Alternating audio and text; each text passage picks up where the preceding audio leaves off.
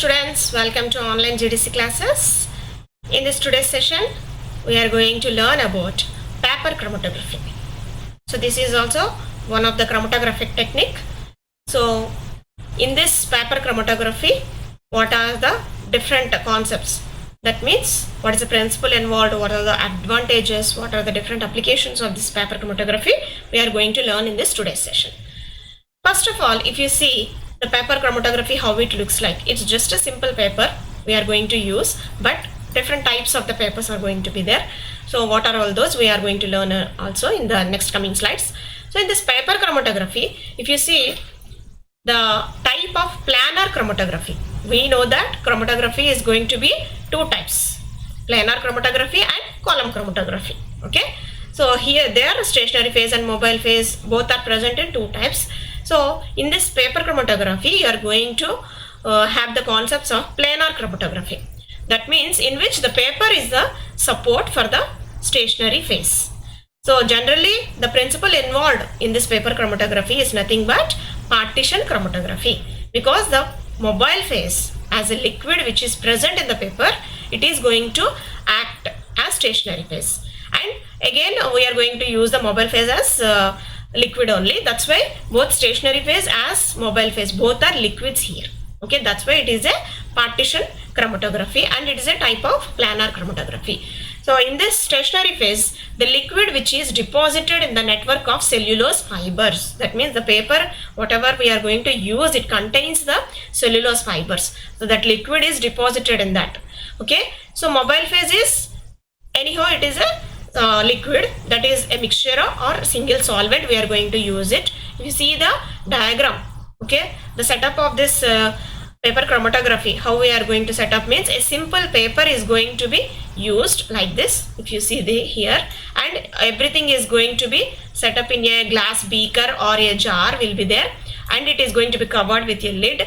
Okay, so at the bottom we are going to use as solvent, that is mobile phase, and once the sample is loaded on the paper, it is going to be placed like this. So at the some distance of the mobile phase, that means some 2 centimeters like that, one measurement will be there. We are going to dip the paper into the mobile phase. Then what happens means the solvent is going to move towards the stationary phase. Okay, so here the stationary phase we are going to use it as a paper, but the paper contains the cellulose fibers in which the liquid is present. That's why you are going to see the traveling, that means the movement of the solvent towards either ascending or descending. Two types are also going to be there in paper chromatography. And here if you see the solvent front, that means we are going to call it as till how much distance the solvent is going to travel in the inside the paper fibers. Okay, so this is a simple arrangement of a paper chromatography technique. That means once in a chamber it is going to be there like TLC chamber, or what we are going to call it as. Similarly in a some glass beaker also simple adjustments you can make, and you can do the paper chromatography technique. Okay, so that you can elution of the compounds can be done very easily. What is the principle involved in this paper chromatography? It is based on the principle of partition of a compound between two liquid phases. Okay, I told you that it is a partition chromatography. The water held in cellulose fibers of the paper acts as stationary phase and acts as one of the solvent. Okay, and when a non-aqueous mobile phase moves along the paper, what happens? The components of the loaded mixture distribute themselves between two phases in the ratio characteristic of their distribution coefficients. Okay, so based on the distribution coefficients, the solutes are going to distribute themselves. Then the component which is more soluble in stationary phase moves slowly, while the component which is more soluble in mobile phase moves fast. Okay, as a result what happens? The components get separated based on the solubility. Okay, so distribution coefficient, how we can calculate? Solute in stationary phase divided by solute in the mobile phase. So thereby you are going to calculate what is the coefficient, distribution coefficient for the particular solute molecules. Important aspects of this paper chromatography is we see the most important one, filter paper or stationary phase, whatever the stationary phase we are going to use. Second one, solvent system and spraying reagents. That means different types of the reagents we are going to use. If you see the essential structure of the paper also, the paper is made of cellulose fibers, and cellulose is a polymer of the simple sugar. That means glucose, or like this, sugars are going to be used. Okay, cellulose is the polymer chains have OH groups sticking out all around them. So if you see the here we have not represented the cellulose structure. Okay, so generally in biochemistry you might have learned about this cellulose chemical structure. So it is going to contain some OH groups, and all these papers are cellulose papers are going to be made up of this glucose moieties. Okay, to that extent it presents the same sort of surface as silica gel or alumina in thin layer chromatography. That means how the silica gel or alumina is going to act as stationary phase in TLC. So here also the cellulose filter papers are going to act as stationary phase. But what happens exactly, it is cellulose fibers attracts the water vapor from the atmosphere as well as any water that was present when the paper was made. Okay, not on the particles, the paper particles which are there are not going to act as stationary. The fibers which attract the water vapor from the atmosphere. Okay, so whatever the water or whatever the mobile phase which is present, then it is going to act as the mobile stationary phase exactly here. So coming to the filter paper, generally we know that Whatman filter papers. In our practical experiments we are going to learn about Whatman filter papers, which are going to be used for filtration of the some of the samples, okay, liquid solutions. So in paper chromatography also we are going to use Whatman filter paper grade, that is numbers will be there 1 or 41, like this it is going to be there. So here we are going to use the number 1. So characters of this filter paper, if you see, uniform flow rate and grain size and texture of the paper is also very important. It is going to support the separation. Okay, so you cannot use any grade filter paper. Mostly Whatman filter paper number 1 grade is used. Sometimes the papers are acid washed to remove the traces of the impurities which may affect the analysis, because the compounds may get contaminated. That's why the papers are acid washed to remove the traces of any impurities. Okay, next, solvent system, whatever we are going to use, that is solvent is prepared by saturating the organic solvent with water. Generally the polar solvents are mostly preferred. If we are going to use those polar solvents, what we are going to do, saturating those polar solvents or organic solvents with water first. But several organic liquids incorporate only small amount of the water. In such binary solvent system, polar components of the mixture fail to separate. But sometimes these polar solvents are going to be saturated with water, but in some organic liquids which only they incorporate only small amount of the liquid water into that. Okay, so in such cases what happens, the polar components separation is going to be somewhat difficult. So in such cases what happens, third liquid like acid, okay, HCl, acetic acid, formic acid, or some bases like ammonia or pyridine or a complexing agent is often added to retain more water in the organic solvents. So it is going to modify. So it is going to act as an organic modifier. Hence, 3 component solvent systems are generally preferred in paper chromatography. Okay, so not only water mixed with the organic liquid, some acids or bases are also going to be used. So that's why it is a 3 component solvent system. Now, spraying reagents. We need to know about different types of the spraying reagents, how we have we're going to use it for the TLC or column chromatography. Like this in paper chromatography also, spraying reagents play a vital role. So colored compounds do not require any spraying reagent. You can easily observe with your eye. They are visible. But colorless components which are located by spraying with some specific reagents only. So these reagents chemically react with the components and develop color in the region where they are present. Exactly where they are present, they are going to react with that. Okay. Now let us know in detail about the cellulose paper.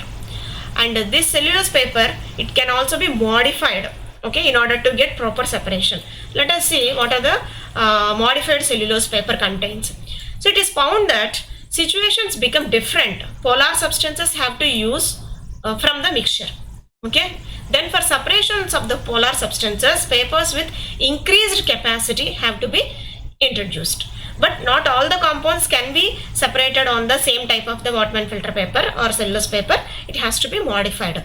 Then papers with high carboxyl content. That means here you can see one word. Okay, 𝙂𝙎 or 𝘎𝙬 1 or 2, which are appropriate for the separation of the polar compounds like amino acids, amines. So these are actually newly developed modified cellulose papers. Recently, some of the scientists are going to be used in order to separate some high carboxyl content compounds. Okay, here there become more possibilities of the ion exchange if the papers which we are using in the chromatography contains ion exchange resins. So in paper chromatography also, if you are going to see different concepts, it is going to take place, then by using this modified cellulose papers, the ion exchange is going to take place. Okay, so substances which are having to separate, that means hydrophobic substances which are there, then the filter paper have to be used, should be prepared from the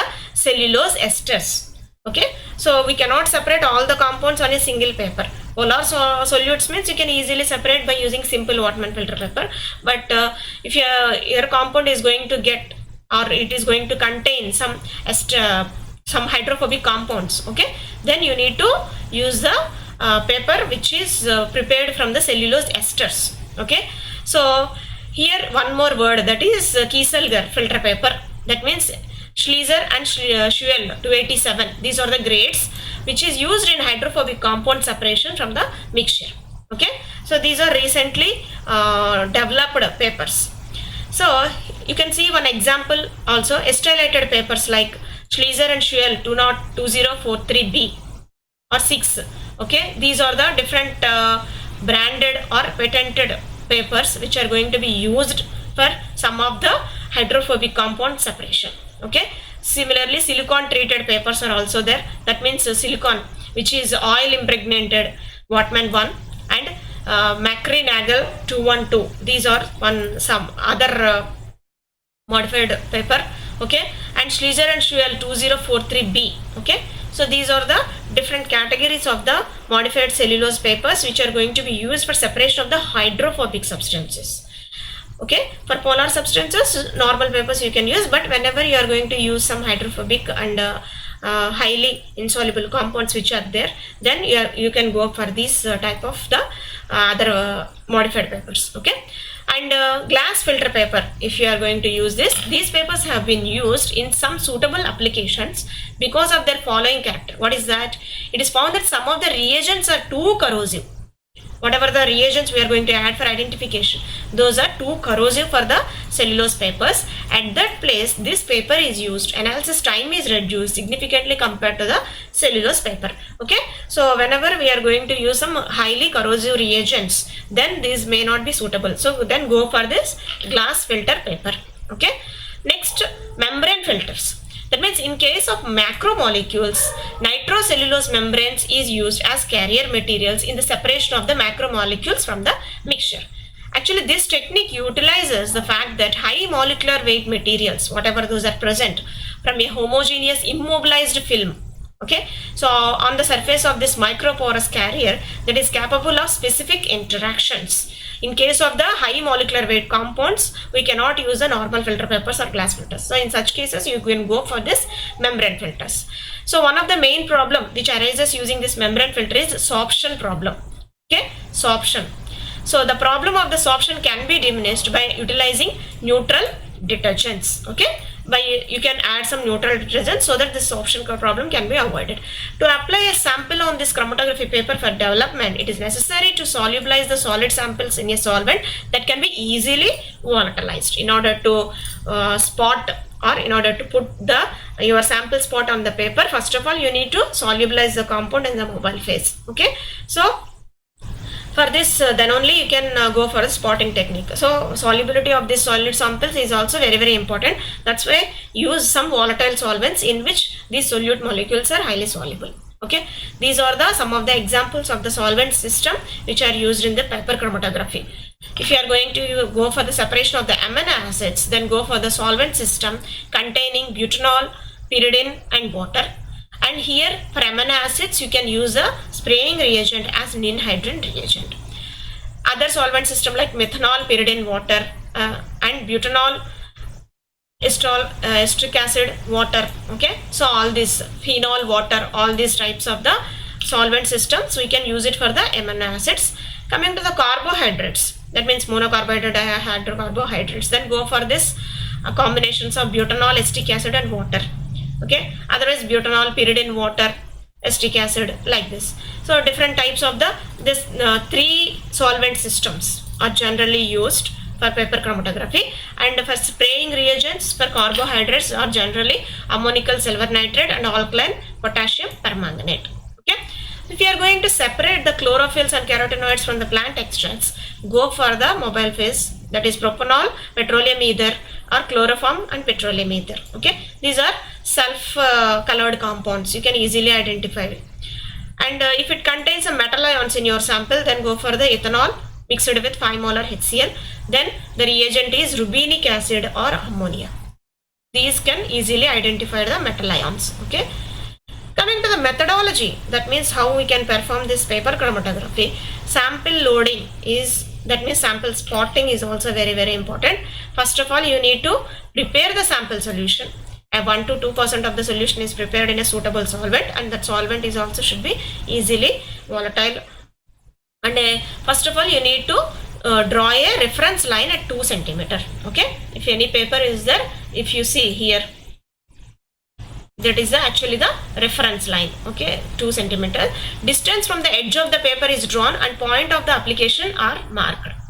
The solution of the mixture under test is spotted either as a fine line or fine spot. Okay, that means you need to fine spot by using a syringe. You need to spot the sample. Then you are going to observe based on the affinity or based on the elution pattern or solubility, based on the distribution coefficient, it is the separation is going to take place.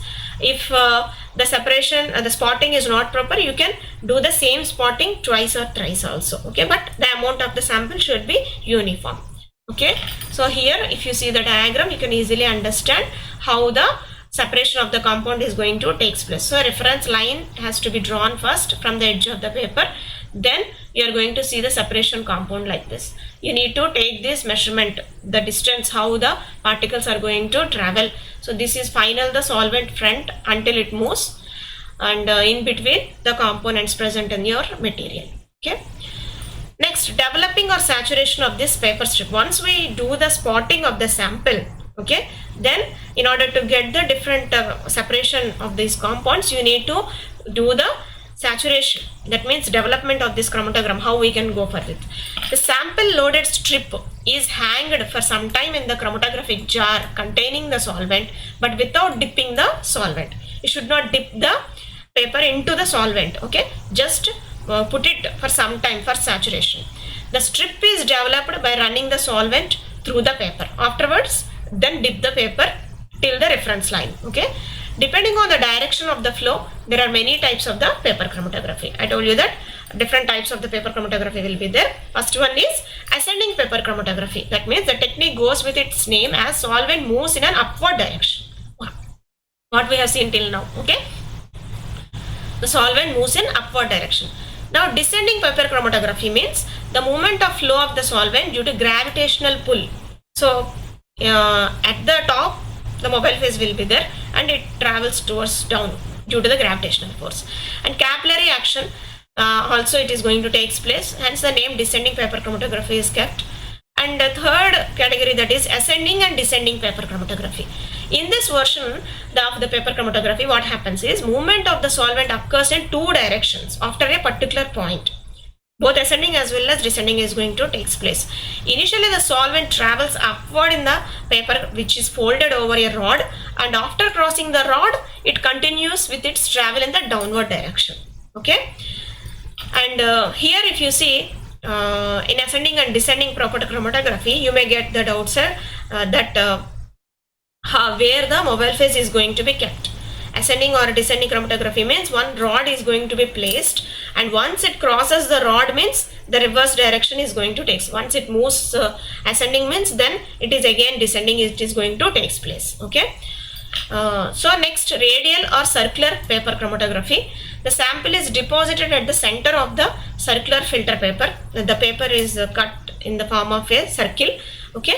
Once the spot is dried, the filter paper is tied horizontally on a petri dish which contains the solvent. So on the petri dish, we are going to place the mobile phase or solvent. Okay. So we are going to place the circularly cut paper on this. Then it is going to be tied horizontally such that the mobile phase is going to travel radially.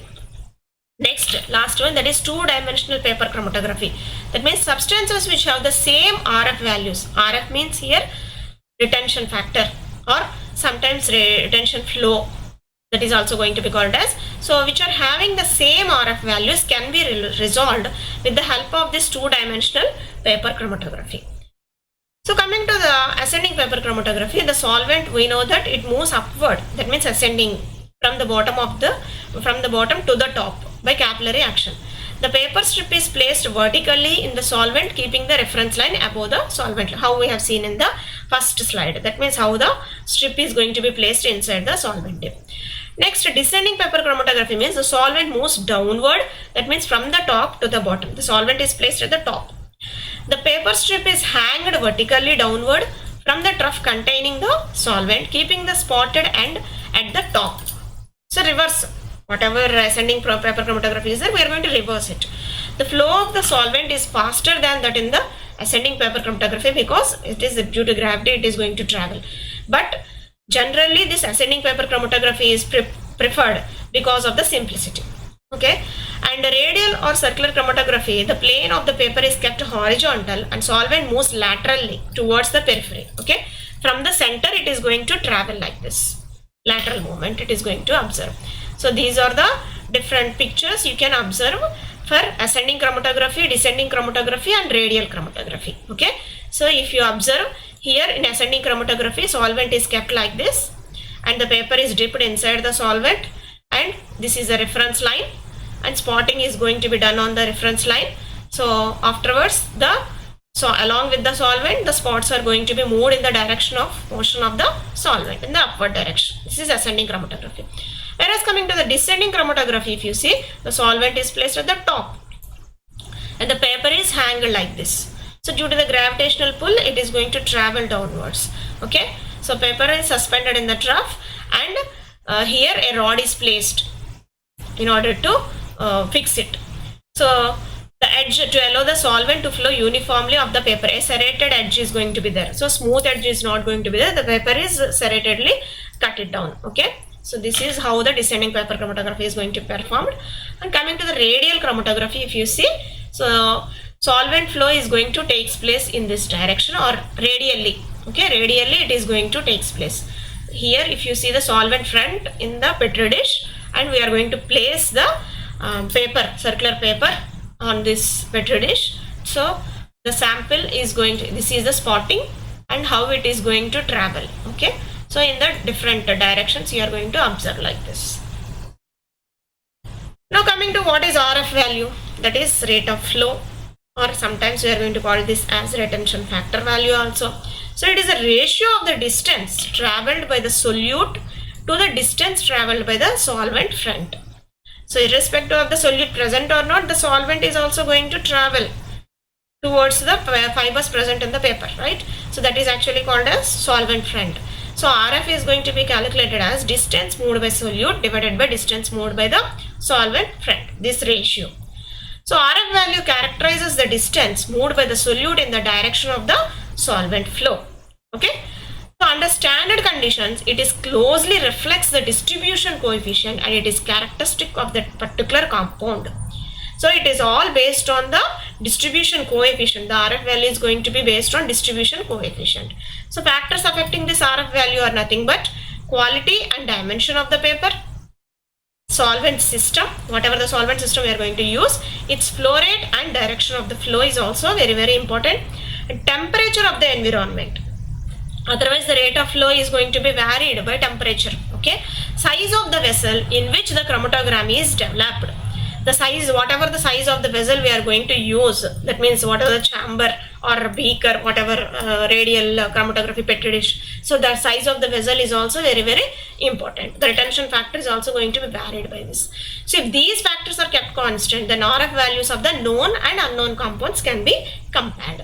By comparing with the known compounds, we can identify the unknown compounds also.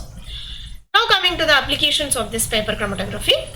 Separation of the amino acids, peptides, alkaloids, sugars, lipids, etc. in the biological samples also you can easily identify and separate. To limited extent, as a preparative method also you can use, but very limited extent. And to study the structure and amino acid composition of the proteins.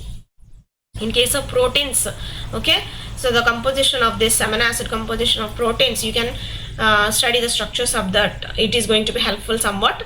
And analysis of blood, hemoglobin, urine, which is of great diagnostic value, and to study the process of fermentation and ripening. So in those cases also this paper chromatography is somewhat helpful. And also to check the purity of the pharmaceuticals, that means whether it is a pure compound or not. Based on the retention factor we are going to identify that, and to inspect some of the cosmetics also, and to detect the adulterants and contaminants in drinks and foods, like food colors in the ice creams, okay, sweets, drinks and beverages, and jams and jellies, whether they are really colored or they have added some adulterants as coloring agents. So all those also you can identify by this paper chromatography. And to examine the reaction mixtures in biochemical laboratories, as well as to determine the dopes and drugs in humans and animals. Doping of the drugs is also you can identify by using this paper chromatography. Okay, to some extent it is helpful to us. So if you see, the uses are more in paper chromatography, but there are some limited applications also. Limitations are also going to be there. If you see the paper chromatography, which cannot handle large amount of the sample, only small spotting is required. And paper chromatography is ineffective in the quantitative analysis. Only for identification purpose only we can use it. And it cannot separate the complex mixtures. Highly complex mixtures you cannot separate by this paper chromatography. And less accurate than other sensitive techniques like HPLC and HPTLC. Heating or corrosive reagents cannot be used for the detection. Even though we can use the modified cellulose paper for highly corrosive spraying reagents, but some of the compounds also may get some require some heating or some of the other agents needed. Okay, for those purpose you cannot use this paper chromatography. And one more limitation, that is why water is not used in this paper chromatography. That is, it is preferable to use a less polar solvent such as ethanol, so that the non-polar compounds will travel up the paper while the polar compounds will stick to the paper, separating them. Okay, so this is the reason why we cannot use the water in the paper chromatography. Now finally let us see what are the advantages of the thin layer chromatography over this paper chromatography. Till now we came to know that paper chromatography have some advantages as well as disadvantages and limitations, but over the thin layer chromatography it has some drawbacks. So advantages of this thin layer chromatography, that is versatility in the use of stationary phase. It offers choice between the wide range of adsorbents to suit the separation of variety of the components. Okay. Next, second advantage, that is adsorbent layer of variable thickness, that means up to 5 mm can be obtained. Higher sample load is possible in TLC but not in PC. Okay, so in this higher load on the paper we cannot do this, only small spotting can be done. And the method is very rapid and most of the separations can be completed within an hour in TLC, but PC generally requires 18 to 24 hours. And in paper chromatography, separated spots are going to be whenever we are going to observe. These are very compact, hence detection at lower concentration is possible. But in PC, spots are diffused. In TLC, the detection is more easy than PC. Okay, so in paper chromatography, spots are generally diffusion. That means distribution, based on the distribution coefficient, these are going to be diffused here and there. Okay, and Higher temperature and corrosive sprays can be used to detect unknown solutes in the TLC, but not in paper chromatography, because they are going to dissolve the paper also sometimes. And since this TLC is simple, rapid and inexpensive, it can be used to check the purity of the synthesized or isolated chemicals, but not paper chromatography. Even though it is simple, rapid and inexpensive, but not always. Okay, when compared to TLC, these are the disadvantages we are going to face with the paper chromatography. Okay, so this is all about the paper chromatography advantages and disadvantages and how we can perform. Okay, thank you students for listening.